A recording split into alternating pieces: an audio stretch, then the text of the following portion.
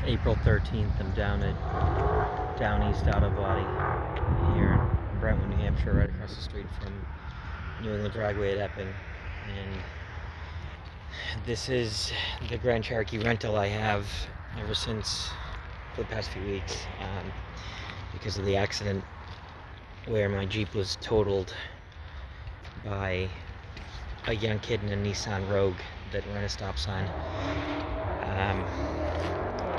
I've owned this Renegade.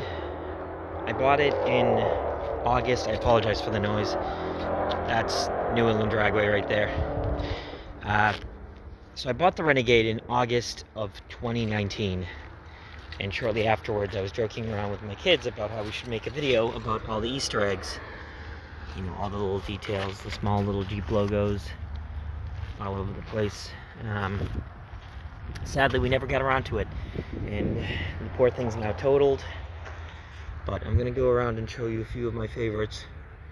A lot of people know about the Sasquatch. So that's on the back window. Let me see if I can find it. Here we go. So that's the Sasquatch.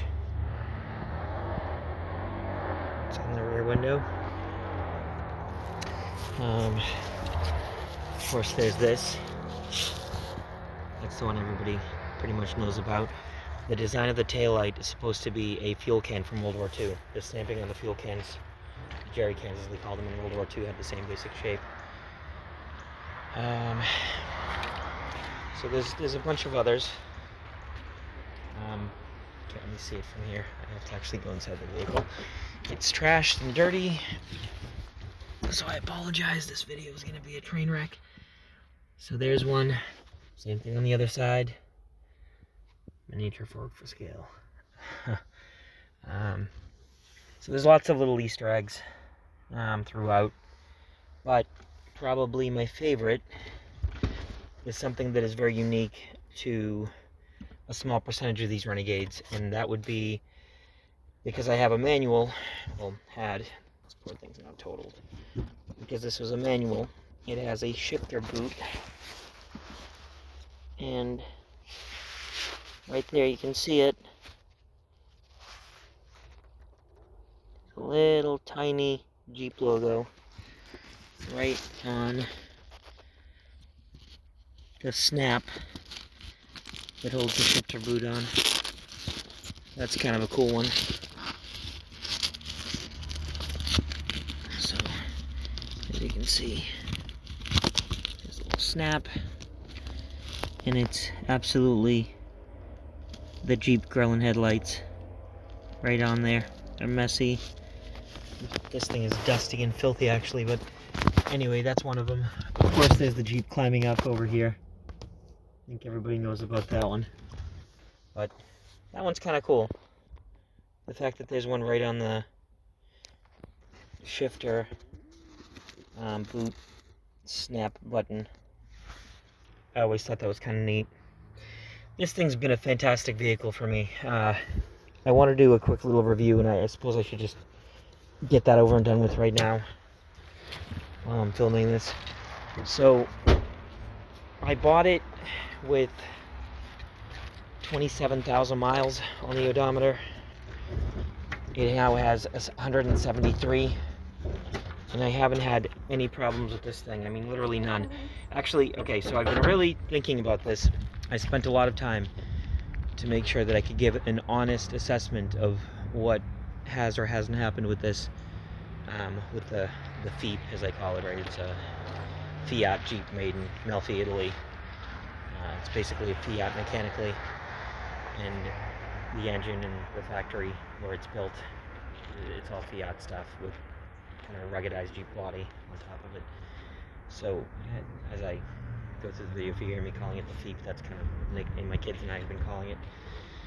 So there is two things that have been replaced on this vehicle in 173,000 miles that I know of, in definitely in my 140,000 something miles that I've had it, and it is two of these air cleaner boxes.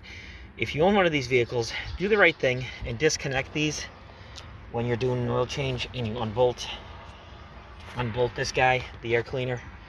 People tend to flop it over to the side, and they break these.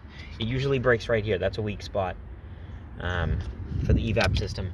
So over the course of having driven and put a ton of miles and done countless, God knows, about probably 4,000 Uber rides just in this thing. I've done a total of 5,000 Uber rides as of last week. One of the things that has happened is twice during an oil change that air cleaner box was broken. One time merchants tried to just put some Gorilla Glue on it. I wasn't having it. That's not why you make a payment and spend $430 a month on a fairly new car just to have stuff Mickey Mouse. I know how to Mickey Mouse stuff myself. That's not what's about to happen here. So anyway, that's it. That's that's the only non-maintenance repair that has ever been done to this thing that I know of. It was a great vehicle.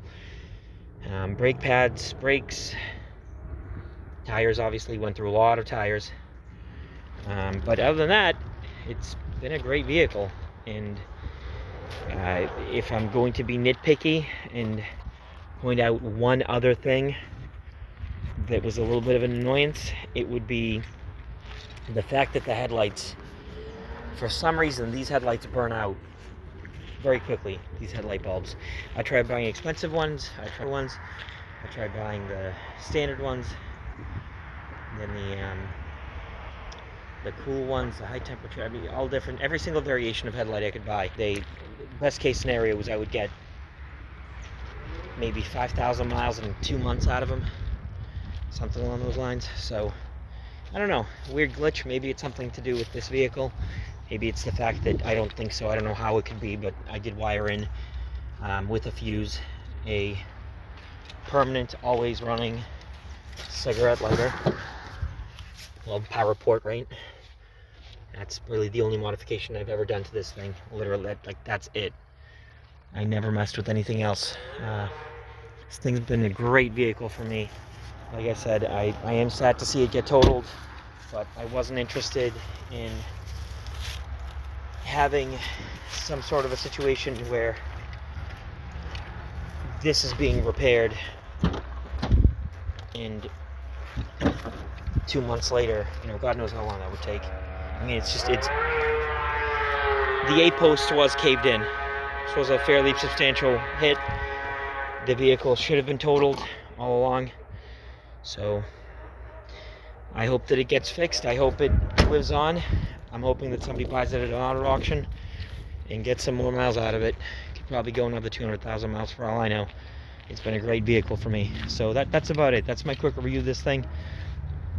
It's like I said, it's off to Copart, from what I understand. Geico has agreed to total it out. I've been driving this Grand Cherokee Trailhawk in the meantime, which has been also a great vehicle. Love it. Going to be doing a review of that shortly. But there it is. There's the Feep. Something else kind of sort of unique, because it's a manual. I still have the old school key, even though in 2016 it would have been this style key on most of them. It would have been that style key like the Grand Cherokee.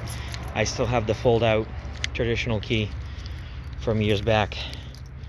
So that's it. I hope that this thing gets saved. Being a 6-speed manual, it was a lot of fun to drive. It's been a great vehicle for me. I have no complaints, and I hope it doesn't end up, I guess ideally, if somebody buys this at an auto auction and straightens the frame, the B-post, and puts doors on it and fixes the transfer case, or whatever is making the grinding sound, that would be pretty cool. And outside of that, moving on. So it's been a wild past 2.5 years. A lot's happened in my life, and this vehicle has been with me for 2.5 years and 146,000 miles, and that's saying something. Everybody have a nice day.